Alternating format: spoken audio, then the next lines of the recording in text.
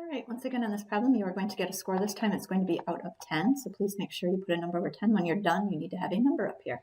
And on each part, you will put your score out of whatever I say, and then make sure everything has been corrected. Number 2, the function f is defined in the closed interval -4 to 9. The graph of f, so this is a graph of f, consists of a semicircle, a quarter circle, and 3 linear segments as shown in the figure above. Let g be the function defined by g of x is equal to 3x plus the integral from 2 to x of f of t dt. All right, so first of all, find g of 8. So to find g of 8, we simply just need to plug 8 wherever we see an x. So it's going to be 3 times 8 plus the integral from 2 to 8 of f of t. Okay, that will equal 3 times 8 is equal to 24. And then to get the integral from 2 to 8, it's going to be the area under the curve from 2 to 8. So I'm going to be doing some separating here.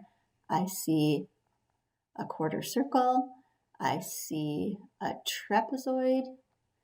And we are going till we get to 8, then I see a triangle. So those are all the areas that we'll be capturing. And I'm going to put some work up here for this. Okay, this is a quarter circle, so it's going to be 1/4 times pi times the radius. It looks like the radius on that one is just 1. Okay, so this area is going to be pi over 4. So it's going to be plus pi over 4. Okay, this area is a trapezoid. We know the area of a trapezoid is 1/2 times the height. The height of that trapezoid is 1. Sum of the bases, the top base is 2. The bottom base is actually going to be 1.5 or 3/2. And the reason that I know that is because the slope of this line right here is just down 2 over 1. So that would mean we'd go down 1/2 over 1 to get down 1 over 1/2 to get to the next point. So this is actually 5.5 right here. 5.5. Okay, so getting that now. Let's see, 2 plus 3/2. That's going to be, no, this is 5/2. Because this was 1, 2.5. Sorry about that. Okay, so we're going to have 2 plus, so we're going to have 4/2 plus 5/2, which is going to be 9/2. So this is going to be 1/2 times 9/2, which is 9/4. Okay, and then I'm going to put minus. And the reason that I'm going to put minus is because this is going to be underneath the axis. So the area is a triangle, 1/2 times the base. The base is going to be 1, 2.5, so 5/2. And then times the height will be 1, 2, 3. Okay, so that will be 15/4. So we're going to be subtracting it and cleaning that up a little bit. If you don't want to clean it up, don't. I'm going to just combine some of the things I can. I'll have 24 plus pi over 4. 9/4 minus 15/4 will be minus 6/4 or minus 3/2. But again, if you don't want to clean it up, we're good. Okay, then it asked me to find g prime of 8. Well, in order to find g prime of 8, I first of all need to find g prime of x.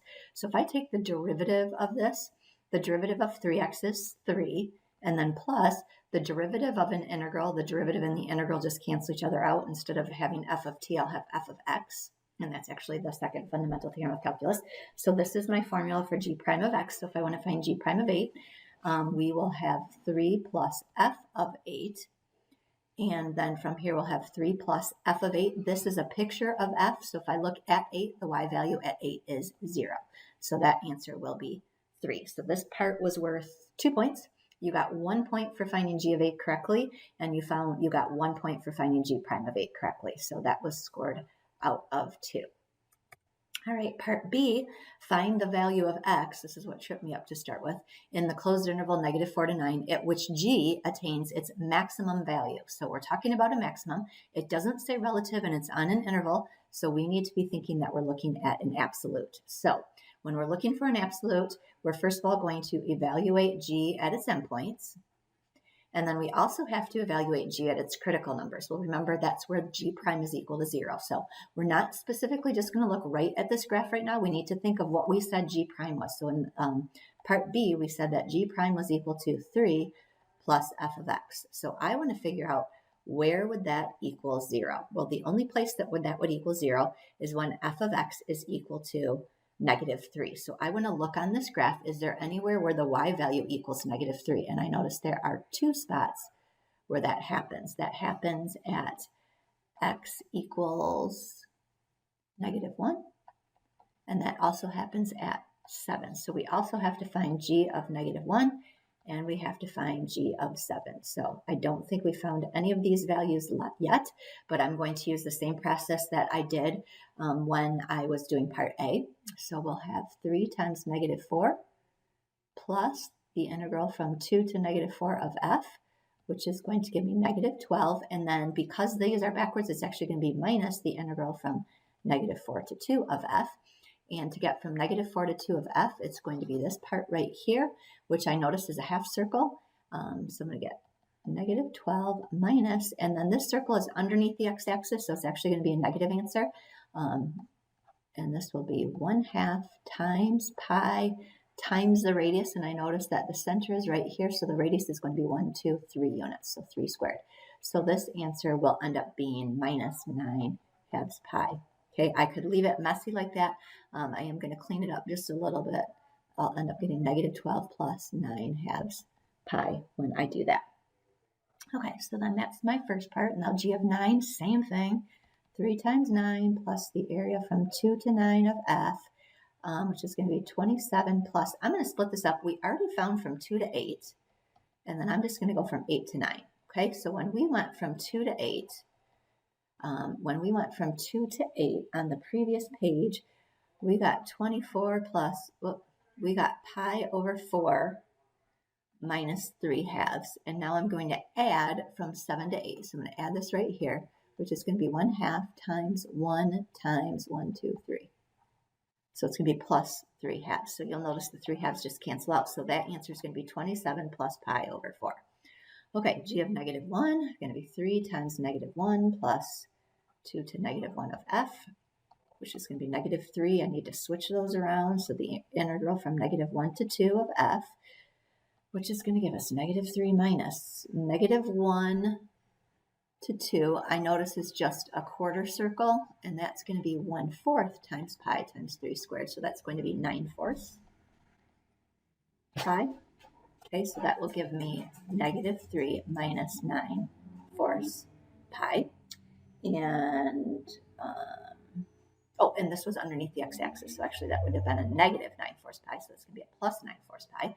And then last one, g of 7, 3 times 7 plus the integral from 2 to 7 of f is equal to 21 plus the area under the curve from 2 to 7, I believe. When we worked that out, we had the pi over 4 plus 9/4 minus 9/4. What I did, I stepped, instead of going all the way down to 7 on that one, I stepped at 6. So I found that one. Okay, so then those cancel out. So my answer is just going to be 21 plus pi over 4. Okay, now please remember it said to find the value of x. That gives me the maximum value. So if I look at all of these, I have -12 plus 9 halves pi. I have 27 plus pi over 4. I have -3 plus 9/4 pi, and I have 21 plus pi over 4. So my biggest answer is going to be the 27 plus pi over 4, which is happening at x equals 9. So when it said to find the value of x, the value of x would be x equals 9.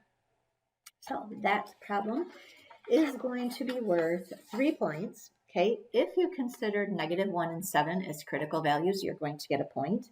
If you considered the endpoints, you're also going to get a point. So maybe you really weren't sure how to do it, but at least you knew to consider the endpoints. Give yourself a point for that.